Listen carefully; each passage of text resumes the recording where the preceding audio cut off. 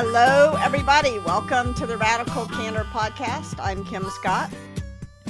I'm Amy Sandler, your host for the Radical Candor Podcast, and today we are really excited to welcome Guy Kawasaki. Guy is co-author with Madison Nismore of the new book, Think Remarkable: 9 Paths to Transform Your Life and Make a Difference. Guy is the chief evangelist of Canva, host of the Remarkable People podcast, which recently featured the very own Kim Scott. Guy, you were the chief evangelist of Apple, trustee of the Wikimedia Foundation. You've been a brand ambassador for Mercedes-Benz, special assistant to the Motorola division of Google, author of, I want to say countless books, but I suspect there's a number. You'll let us know now with Think Remarkable, 16. And you have got a BA from Stanford University, an MBA from UCLA, as well as an honorary doctorate from Babson College. Guy, what was the honorary doctorate for? I'm curious. Well, I gave their commencement address and I have helped their school a little bit. So they gave me an honorary doctorate. So, yeah, that seems like a fair trade. You cannot buy me, but you can rent me. All right.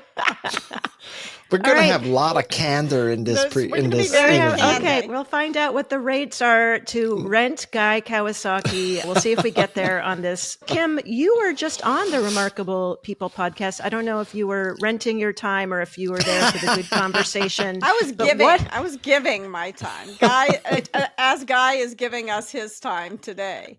How did you and Guy get connected?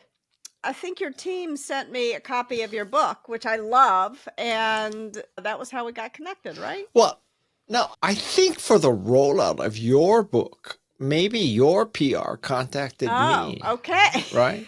I heard that Angela Duckworth might have been involved, but that was just from the... Angela Duckworth is involved in everything, yes. She is, yes. That was how we met, is Angela introduced us.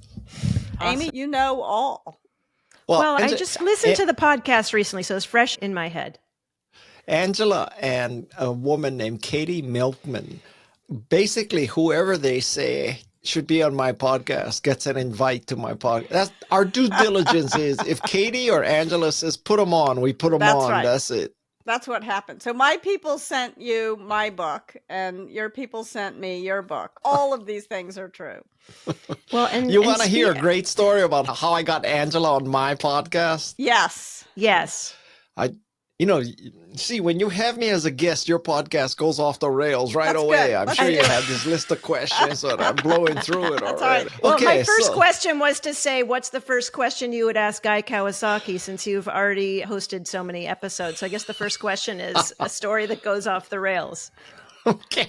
Tell us. So I'll tell you the story. So I have been trying to get Angela Duckworth for a long, long time. She never answers my email or anything, right? No, I have this attitude of defaulting to yes. It's kind of one of my best practices. So I kind of say yes to everybody when they want me on their podcast. So one day I'm on this podcast and I'm starting. And, this is this period that we just went through of, we're checking equipment and all that. And I say to the person, I'm the guest now. I'm not the podcast. I'm the guest. I say to the person, so tell me a little bit about yourself. She goes, oh, I'm 16 years old. I'm a high school student in Tuscaloosa, Alabama. And I'm saying to myself, God, why did you say yes? I mean, it's like her mother, her father, and her cousins are listening to her podcast. Why are you doing this? Extremely bright woman.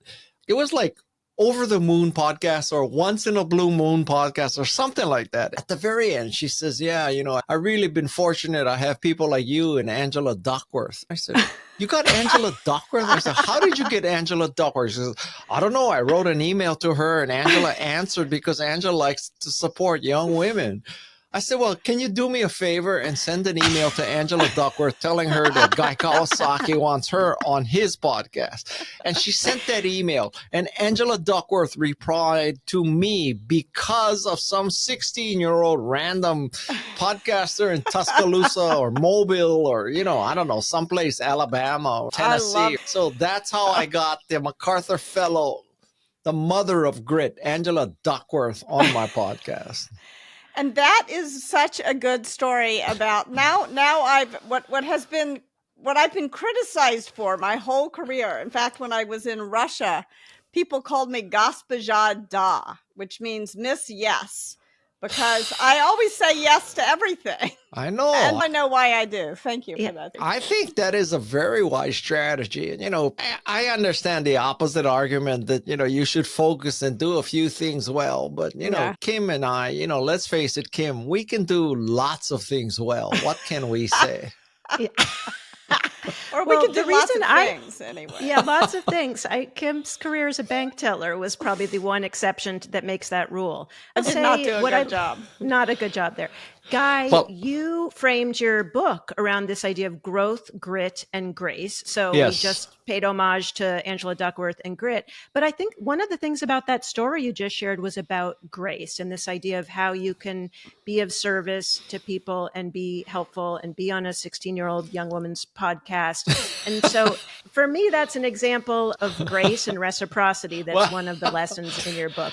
Am I reading too much thought into you meant it? that she was being graceful. Well, you It was you mutual started grace. with some great mutual grace. Well, I think another lesson there is, defaulting to yes will lead you to places you will never, ever predict and never know. One of my theories is that if you say no, that's the end of the line, right? It Yeah. stops there. But if you say yes, you just never know. So, You never know. Yeah. How do I know? Maybe Kim Scott is going to say, Guy, I'll get you Michelle Obama. I mean, who knows? Right? I mean, I don't have that, but you never know what's going to happen by the end of this podcast. Something awesome, something remarkable will happen. That's for sure. Yeah. Well, and the reason I also love that story is this idea of remarkable people, which is the title of your podcast. The book is Think Remarkable. And one of the things Kim and I were just chatting about was that everyone is remarkable and that, the 16-year-old hosting the podcast can be remarkable. So in your own words, like, what does remarkable mean to you and why? well, remarkable means to me that you have made or are making a difference and you're making the world a better place. So my podcast is called Remarkable People, not rich people, not famous Yeah. people. Not elite people. With great pride, I tell you that there has been no private equity or hedge fund billionaire on my podcast, and they never will. The only one I would put on is Warren Buffett, but that's it. None of these people who are trying to, take out the plagiarism of Harvard and, now that all the world problems are solved, we got to go after plagiarism in the Ivy League. Those people will not be on my podcast. Yeah, I think I love that. And I also love, the book is such a labor of love and an act of generosity to help people feel inspired early in their career about how can they, in their own unique way, be remarkable. No, not at to all. be Yeah. remarkable. Listen, I don't want people to get the impression that you have to be Jane Goodall or Steve Jobs to be Yeah. remarkable. You can fix one person, one team, one classroom, one stream. You can fix your own life and be remarkable. So, yeah, I don't want people to get the impression that you have to be Jane Goodall, although it wouldn't be bad to be Jane Goodall. Yeah, I we think could she's all the most be. remarkable person alive today. Yeah, I agree. She spoke at my son's school, at his high school, to a group Really? of high schoolers. Yeah, no, I love that. Yeah. If you want something, you should ask busy people, because I think a lot of people on the outside looking in saying, there's no way I'm going to get Angela Duckworth. There's no way I'm going to get Jane Goodall. So they self-select and they chicken out and they don't ask. People like me and Kim were sitting here going, we got nothing to do today. Like nobody's asking us to do anything. We got time. There's always time, there's always space, and there's always money. It's just a trade-off between them. Not in that order. Not in that order. But, if you don't have any money and you don't have any time, you find some space, Well, I have to say the forward in your book, having Jane Goodall there, who is one of my heroes for sure. And I think she was the first guest on your podcast. Yeah. And I am really curious, this link from your perspective, Guy, around nature and how we all can have a remarkable relationship with nature. Because in the book, not only did you feature Jane Goodall, but you also talked about or getting stoked by oaks. Was that the phrase? Like how you can grow oak trees. And then you and Kim talked about growing poppies. And so tell me about nature. That's something that I think each of us can develop a better relationship with nature. Well, okay. In a rare moment of blatant honesty and humility, I mean, I don't want you to think I'm like Greta Thunberg, 70 years old and Asian American. Okay, I'm not. I mean, I'm not, like I've owned cars with like less than 10 miles per gallon, God forbid. And, I have flown on private planes, but I don't fly on private planes anymore. I mean, listen, if Clarence Thomas is not flying with me, let me just put it that way. Okay. So unless he's on Southwest. So, but I think the thing that I come into nature, the contact the most is surfing. I surf almost every day, like literally almost every day. And you cannot surf and not appreciate, what nature is to you. But before you do, I want to ask you a question. Did you read Barbarian Kim likes to derail too. So yeah, this Amy is going to have a hard time today. Did you read Barbarian Days about surfing? Oh, yes. I Surfing. love that. Of course love I read that that book. Yeah. It's so good. All right. Well, maybe you can teach me to surf and I'll come plant poppies around your oak trees. Okay, that works for me. All right. So what's your derail? Yeah, where were you? Okay. So, if you were writing a book like my kind of book, the person you would want most in the world to write your foreword is, guess what? Jane Goodall. And I got Jane Goodall. So now you should ask me, Guy, how did you possibly get Jane Goodall to write the foreword for your book and be your first guest?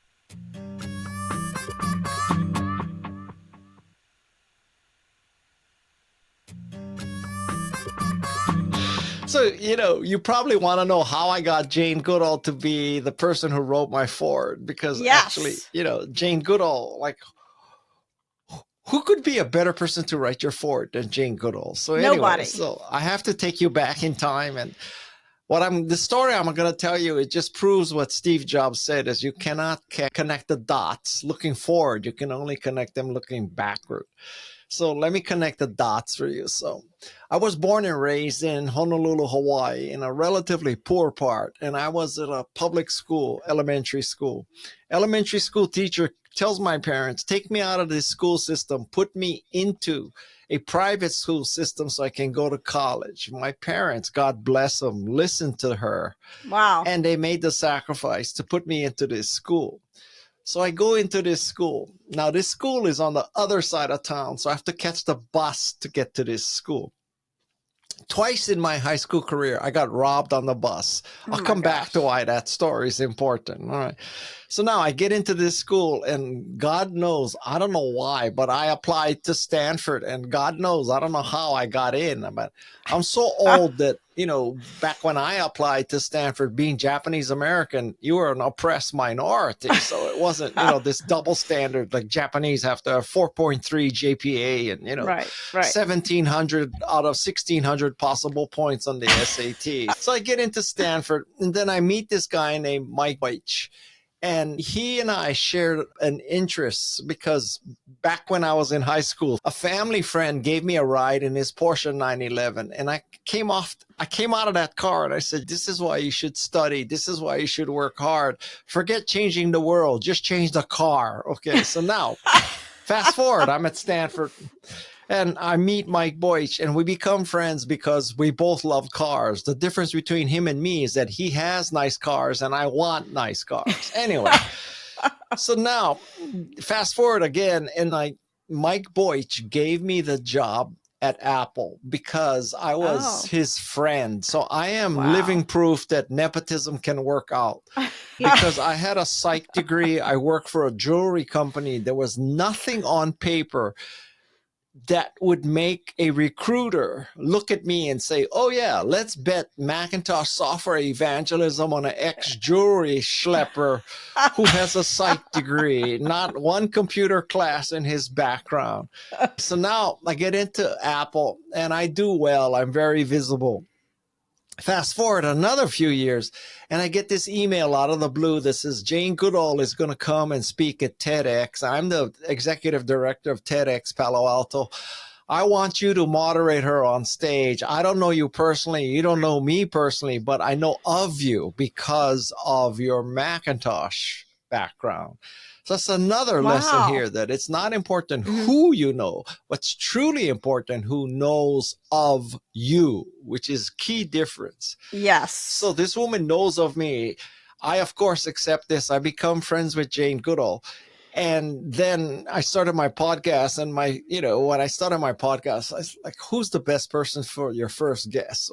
Yeah. Jane Goodall. And I can tell you something, Kim and Amy, when Jane Goodall is your first guest, it's pretty easy to get follow-on guests because, they ask, well, who else has been on your podcast, Guy? So I don't know. Have you heard of a woman named Jane Goodall? She was on my podcast.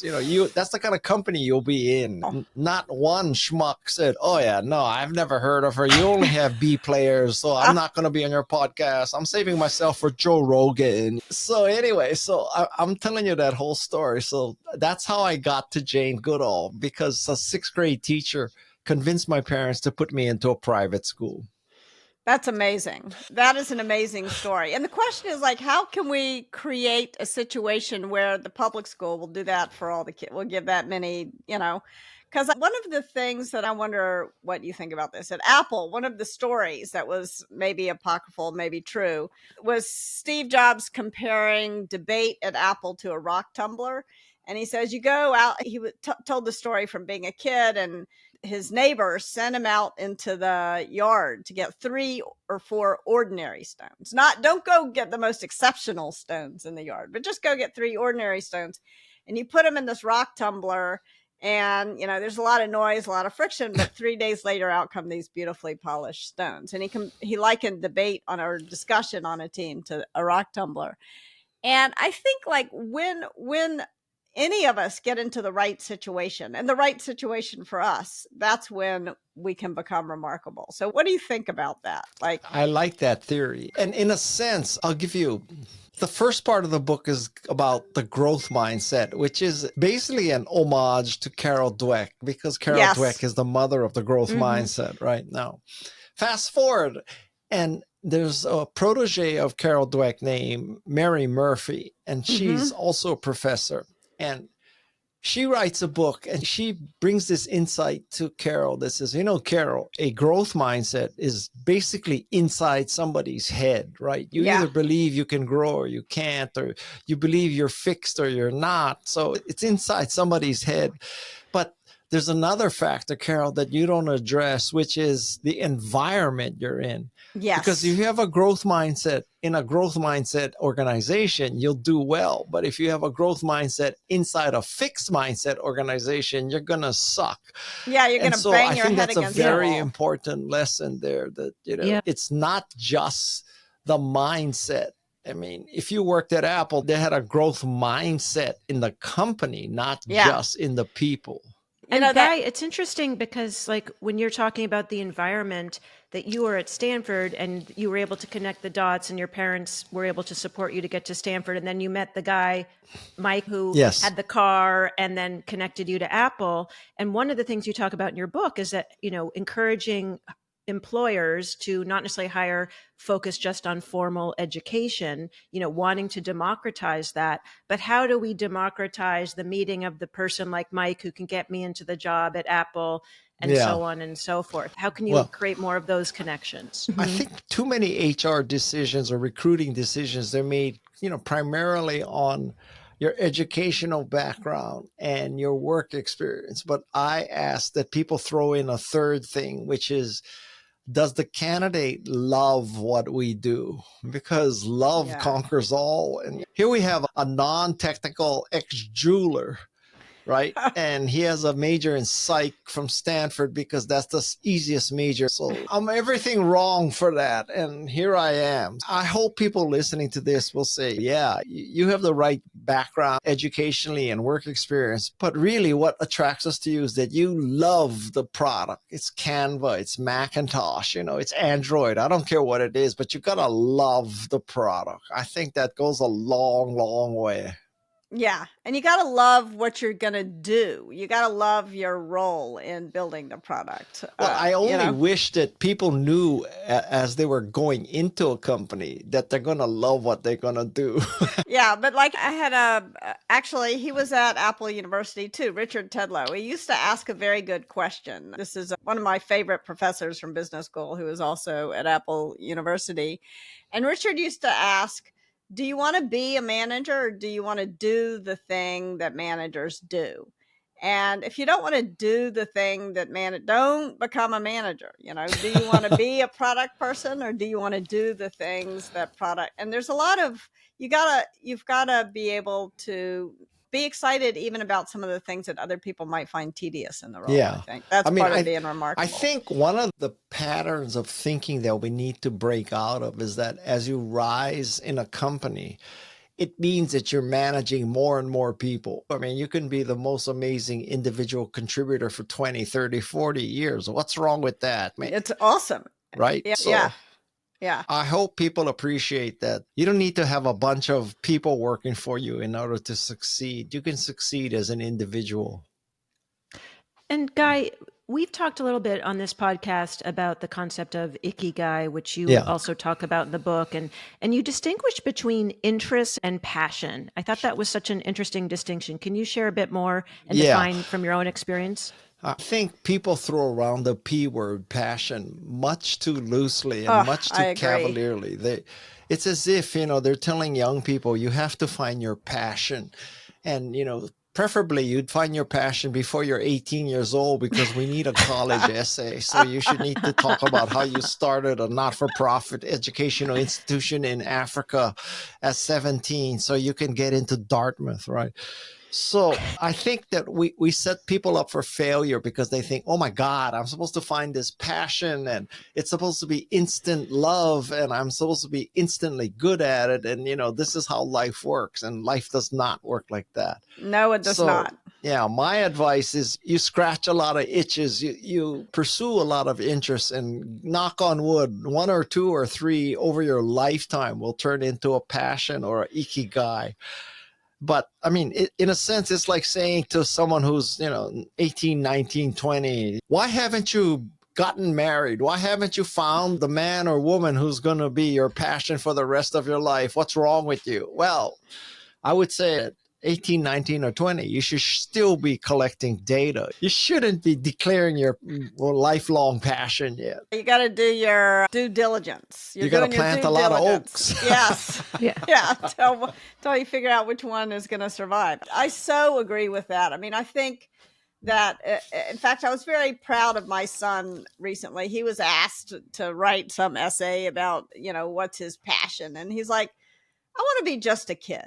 And I was like, amen. Like that's what we want for people to be able to explore and do some stuff they don't wind up liking. And what kind of institution asked that question? It was a private school. High school or college? High school. High school is asking, what's your passion? Yeah. Or tell us what's your superpower. I'm like, I'm a kid. That's my superpower. I'm just a kid. But the good news is that he pointed out the absurdity and they took the feedback. It worked for him. I mean, if somebody can look back and say, I knew this was the one thing to do, I knew this was my passion, I would say that person is very selectively remembering the past. Yes. I had a mentor who said to me once, only about 1% of us really know what we want to do when we grow up.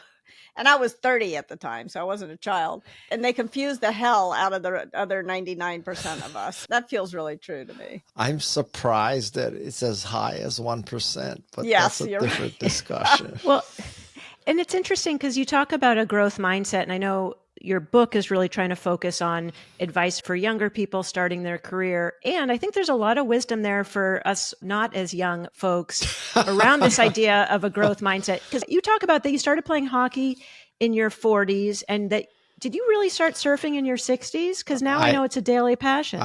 I Or absolutely interest. Is it an started interest or a surfing at passion? 16. I don't want to put words in your mouth. Maybe I surfing would has say become a surfing passion. is an obsession. I surf Okay. every day. I take breaks from surfing to do podcast interviews. Well, I'm sorry to get in the way, but I'm so curious, like, what was it that sparked in you to go from, one day someone who doesn't play hockey or one day someone who doesn't surf to, like, how did you actually, what was the first time Okay. getting on the skates or getting on the surfboard like for you? All right. So for a birthday party, my wife and two sons, we went to the San Jose Sharks game. We never had seen hockey before. I'm from Hawaii. I'd never seen hockey. I mean, we have shave ice. We don't have hockey.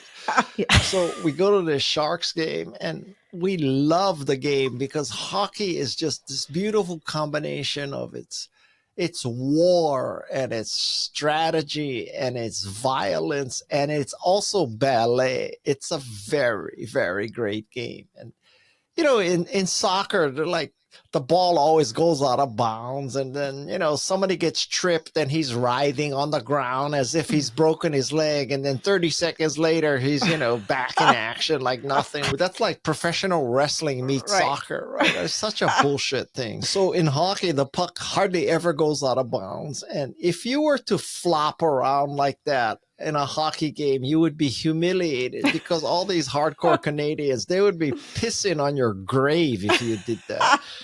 So anyway, we indulge our kids in everything. They say to us, Mom and Dad, we want to try hockey. Of course you want to try hockey. Just don't try wingsuit. So we get them in this hockey class. Then my wife says, honey, I don't want you to be like other Silicon Valley executives, which are BlackBerry, and you're sitting on the sidelines or behind the glass, and you're just like, when your son's on the ice, you look up and you look up from your BlackBerry and watch for 60 seconds, and then you're back to your BlackBerry. I want you to involve with our kid's life.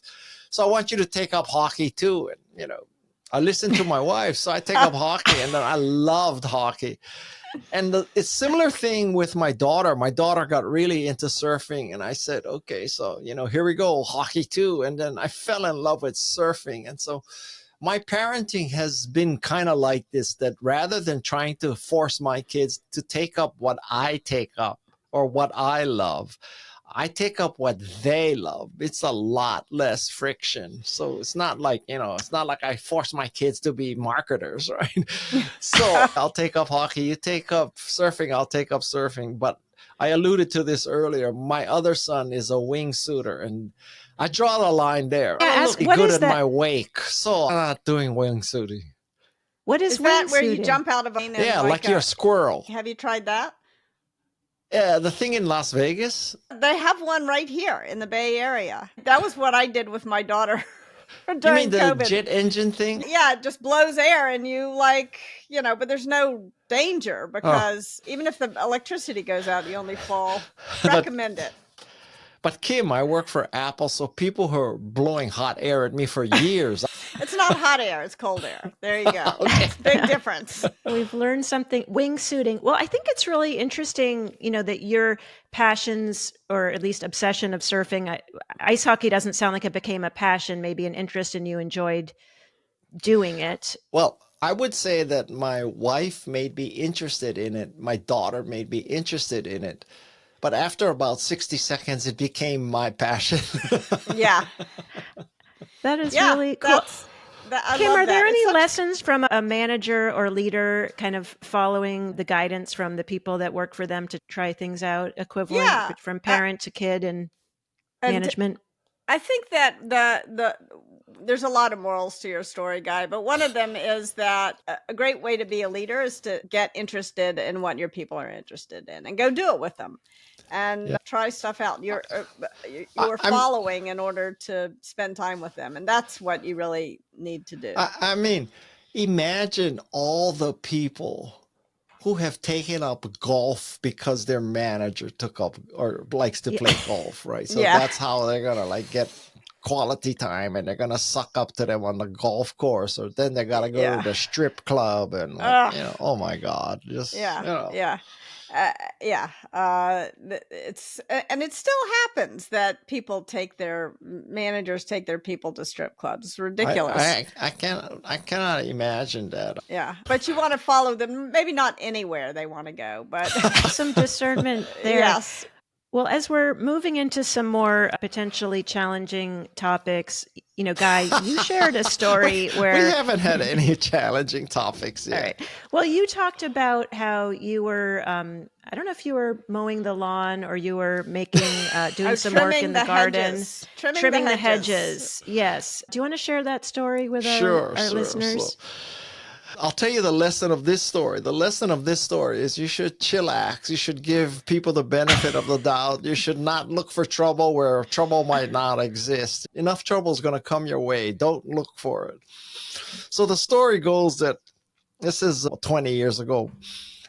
My wife and I were living with our first son in San Francisco on Union Street, and right where the Union Street ends into the Presidio. So let's just say that's a very nice part of San Francisco. Yeah.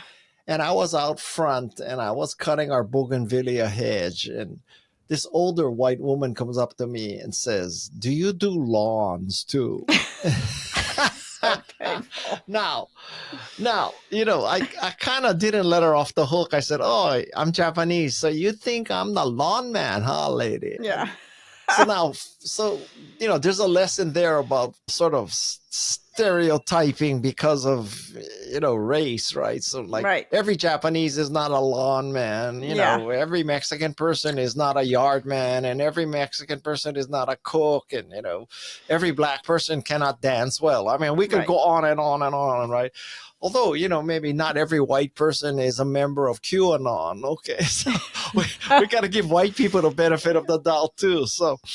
So anyway, so that's one story about stereotypes. But then the next thing is that my father comes and visits me a couple of weeks later. And I'm third generation. He's second generation. He served in the U.S. Army, and I fully expect him to just go off on this, to be right? pissed Like, off, how dare this woman ask you if you're the yard man and you're doing lawns because, you went to Stanford, you work for Apple, you've written 12 books, you know Steve Jobs, blah, blah, blah, blah.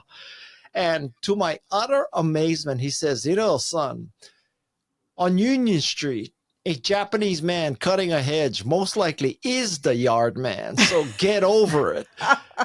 And that just took me so by surprise. And he said, take the high road, treat it with humor. Don't look for trouble. And maybe she just wanted to know if you do lawns. I mean, I should have said that, I could have either said that, I do lawns, but the woman who owns this house sleeps with me for me cutting her bush. What are you gonna do? What are cutting her bougainvilleas? Cutting her bush might not be the right phrase in this story.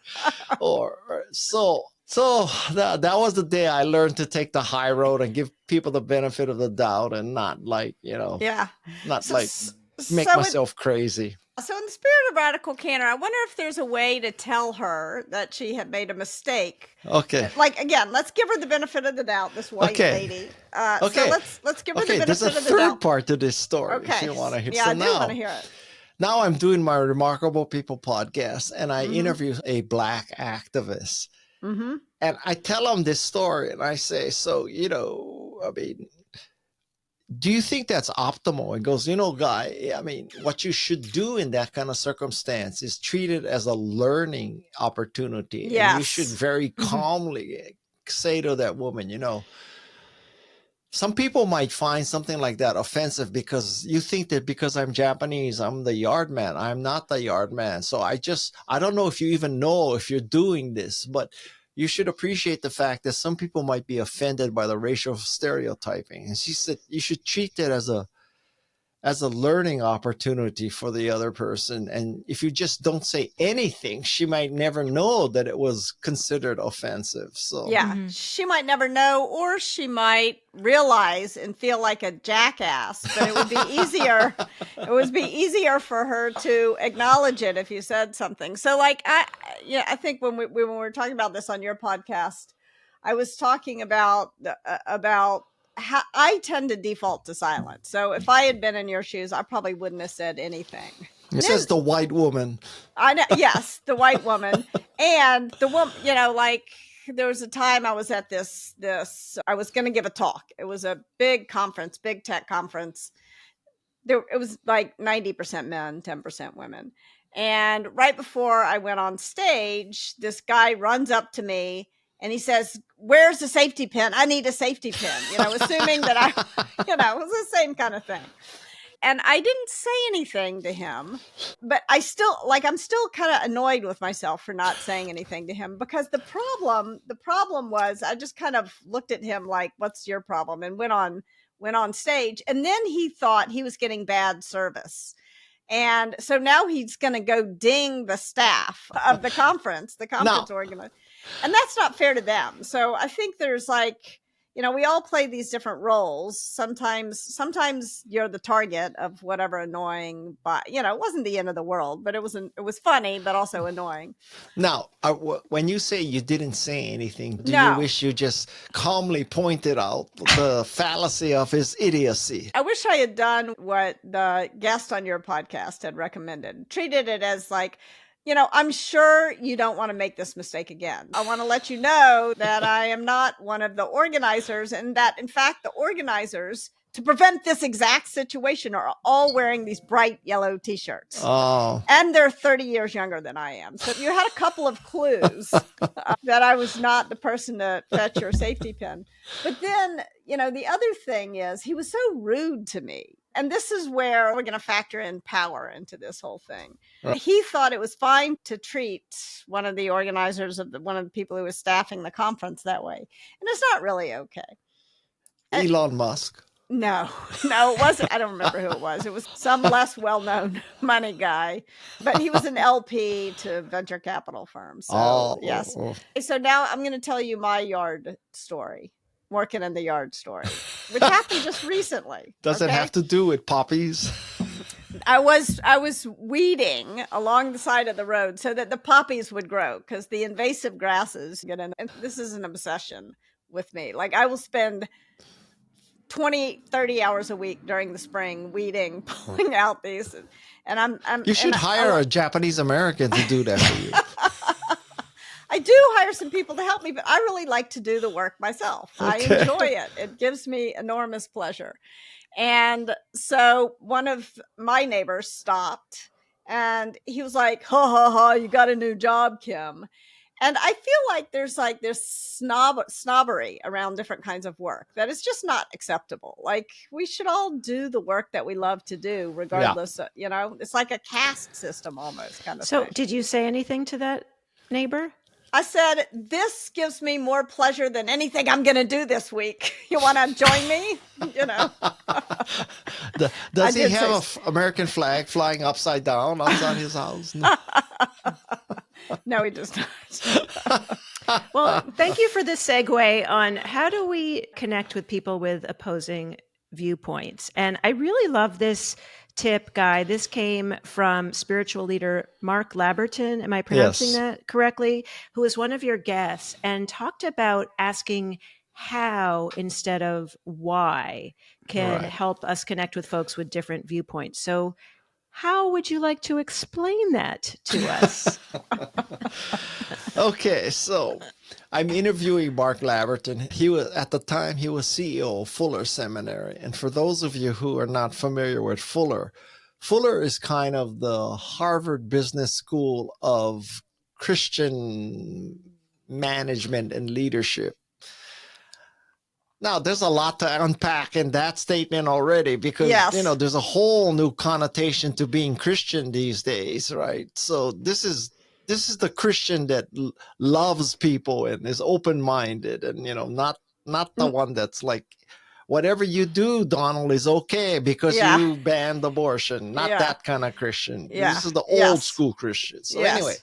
so I said to him, so you know what, like, I don't understand, if from the outside looking in and you look at all the evangelical Christians and, with their airplanes and how they like support somebody, like, I don't know how you could say, they're Christian. I'm like, Mark, how do you deal with that? And he said, Guy, don't ask them what they believe. Don't ask them why they believe it. Ask them how they came to believe that.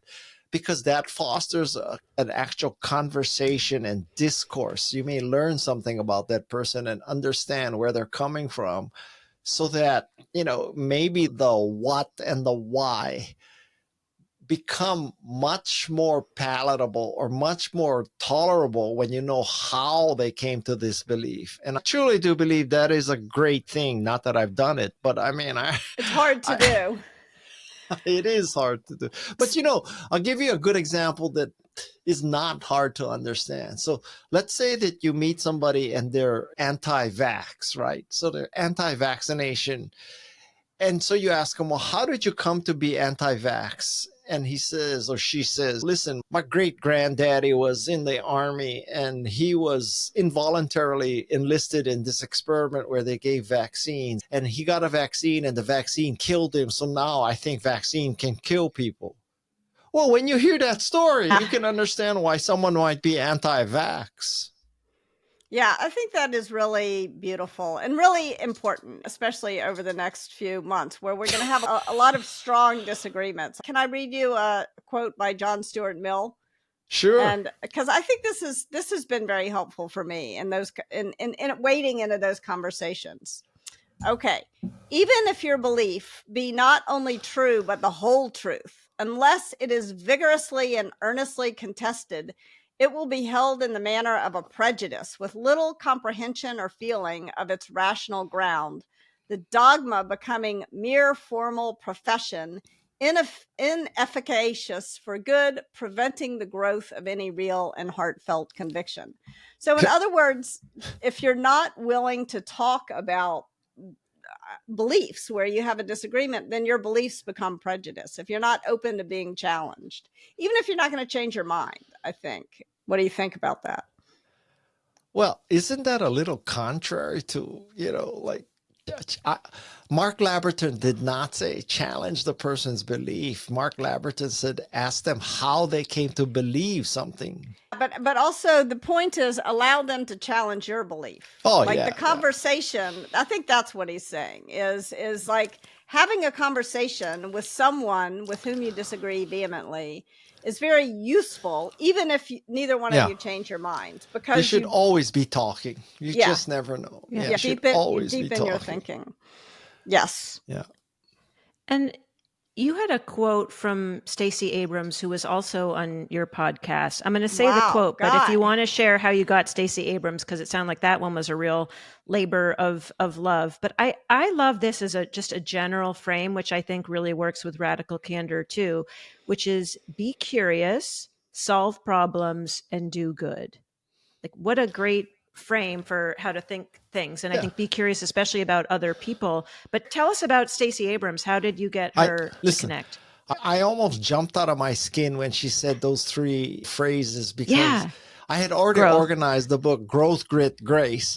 And then here comes Stacey Abrams, and she basically says, you should be learning, you should be persevering, and you should be doing good. And like, oh my God, you line up exactly with the sections of my book, Stacey. So I have been pursuing Stacey Abrams for about 2 years, and everywhere I spoke, everybody I interviewed, everybody I just said, can you get me to Stacey Abrams? And I should have asked that 16-year-old girl in Tuscaloosa, Alabama. She probably could have got me saved a year from me. But anyway, so finally somebody that I was talking to introduced me to Stacey, and Stacey answered my email. She was coming to where I live because she had a book signing.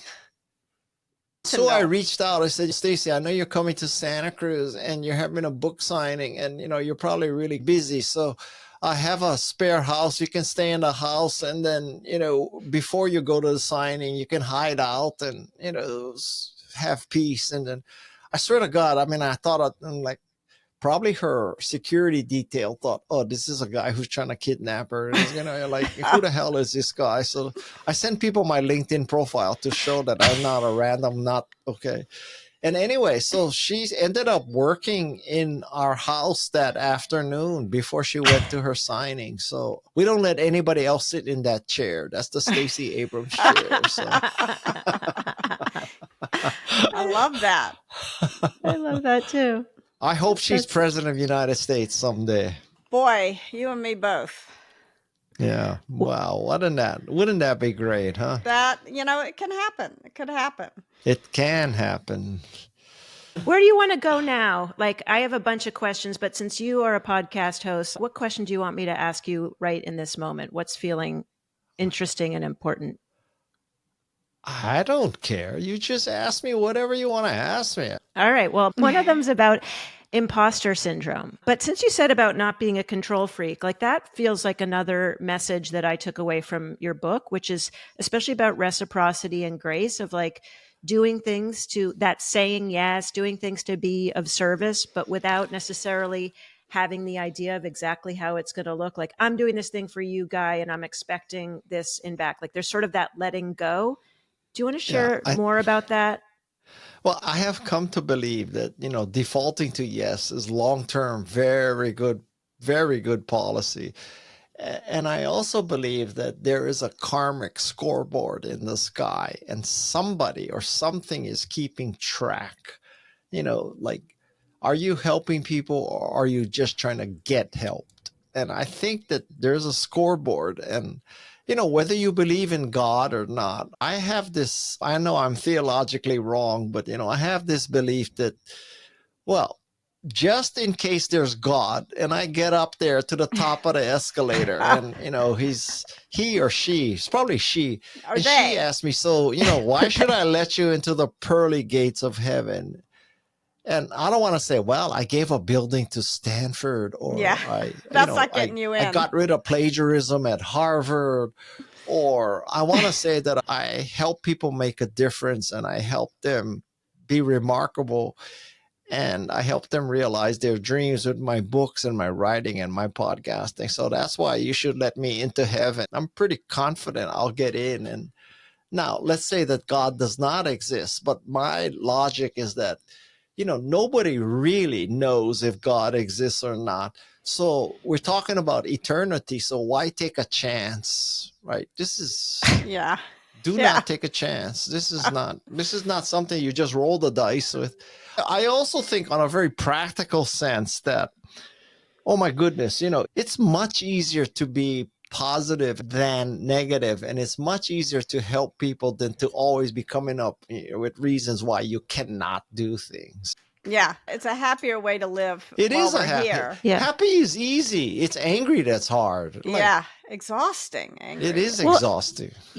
You do talk about, and I love that you mentioned Julia Cameron. I did The Artist's Way. I love that book and that program, and sort of the inner self-critic as well as imposter syndrome. You talked about both of those things. And so I'm curious, what lessons do you have for those of us who are really hard on ourselves? So maybe the default is actually to be really more critical and, I don't think I'm capable of being remarkable. Okay, so here's the interesting thing that, I've interviewed about 250 people, of which maybe 60 or 70% were women. I have more women than men on my podcast because, quite frankly, there's more remarkable women than men, but that's a different discussion. So anyway, I can tell you one of the astounding facts is that many, many highly accomplished women told me they had imposter syndrome. Not one man said they had imposter syndrome. Wow. What do you think of that? Like, I believe that. I think, I have twins, a boy and a girl. And it was really interesting to me from a very young, one of my favorite stories about my son, he's going to be mad at me, but we used to go to this farm every weekend called Hidden Villa right around the corner. Oh yeah. And there's a lot of chickens there. And Battle got very good at catching the chickens and hugging the chickens. And he's sitting there and he's holding this chicken, hugging it, saying, "This chicken loves me." Meanwhile, the chicken is like shitting all over him. It's and I was like, I wish I were a little boy. Like the confidence of the little boy is really delightful. And I wanted to celebrate that. And I also want to make sure that my daughter feels the same confidence. Yeah, absolutely. This chicken, he also got a guitar. And I said, "Do you want to take guitar lessons?" He was like, "What are you talking about? I already know how to play the guitar." I would that. say that, maybe that's a little too confident, right? He was a child. He's now a little, a little more self-awareness. But I do think that I don't think imposter syndrome is something I want to impose on my son. I think it's something I want to remove from my daughter. Yeah. That's a good point. That's an excellent point. Yes. Were there any tips from your guest, Guy, around overcoming imposter syndrome that you think would be helpful to share? Well, I can give you some. So number one is just recognize the fact that it is imposter syndrome. When you look around the room and you say, "Oh, I'm a fake. I'm not as good as these people. They're going to discover this and, they're going to out me." That's called the imposter syndrome. And the very fact that it's labeled an imposter syndrome and in the general vernacular and conversation means that, guess what? It's very common. Yeah. Right? Yeah. It's a very common syndrome. So the very fact that it has a name like that and it's well known means that lots of people have it. You are not alone. In fact, I would make the case that if you had a choice between having imposter syndrome and you had the, sort of "This chicken loves me," entitlement syndrome, yeah. If I had to choose between imposter or entitlement syndrome, I pick imposter syndrome all day long. Yeah. Yes, that is true. So that's number one, realizing that lots of people have it. And then number two is you just got to step back, look at all the positive things that I've done. I am not an imposter. You just need to convince yourself of that and surround yourself with people who are positive, not tearing you down. How did you do that at Apple? Apple was a pretty confident. I found it, like, I've been in a lot of environments. I found sometimes Apple could be a bit intimidating. You could make the case. So here's Guy Kawasaki, right? So he has a BA at the easiest major at Stanford psychology. His background was schlepping and counting diamonds. And now he's with these PhD students from Carnegie Mellon and Steve Jobs and, all these people. Did Guy have an imposter syndrome? Yeah, maybe for 2 weeks. But anyway. So what was your solution? I don't know. This was so long ago. Imposter syndrome was not yet recognized. And I think that, the practical term is that, Steve Jobs was so intimidating. He just scared the shit out of everybody. Probably everybody had imposter syndrome. So when you're fearing for your life, you can't be thinking about, am I an imposter? You just got to do what you do to survive. Yeah. And I think it's useful to remember that. Like when you feel like you're at a disadvantage for whatever reason, the people who wind up successful are not those who play beta dog, but those who step up and just get on try to get on a level playing field, even if you don't, just recognize it. I mean, that gap is imaginary. It is imaginary. And I also think that we're talking about complex things because it's a fine line between you got to believe that gap is imaginary. And then if you go too far, you start believing that you are superior to everybody. And I'm telling you, it's better to believe that there's a gap than to believe that you are entitled to everything. That's a lot harder to beat the shit out of. Yes, totally agree. You don't want to put yourself up here or down here. You want to get on you should. I have come to believe, Kim and Amy, that over the course of my life, I've come to believe that everybody you meet is better at something than you. Everybody. It could be surfing. It could be hockey. It could be making tacos. It could be cooking. It could be, I don't know, violin, whatever. But you are not the center of the world. That is the truth. Yes, there's no such thing as a B player. Everybody's great at something. Yeah, and remarkable. Everybody's great at something. Everybody's remarkable. But nobody's Guy, great at everything. Yeah. Guy, I have one more question and then one reflection before we close. And Okay. I want to make sure that I bring in, because I think, Kim talks a lot about getting stuff or shit done in the book Radical Candor. And on your podcast, in your book, you talk about Harvard professor Ellen Langer's wisdom about making the decision right versus making the right decision. That feels especially relevant now. So can you share why that rang such alarm bells? This really rang a very loud bell. Although I'm deaf, so that's not a good metaphor. But anyway, Ellen Langer said, people, we spend so much time with artificial intelligence and big data and all that. We're trying to make this perfect decision, and we tie ourselves in knots trying to make this perfect decision.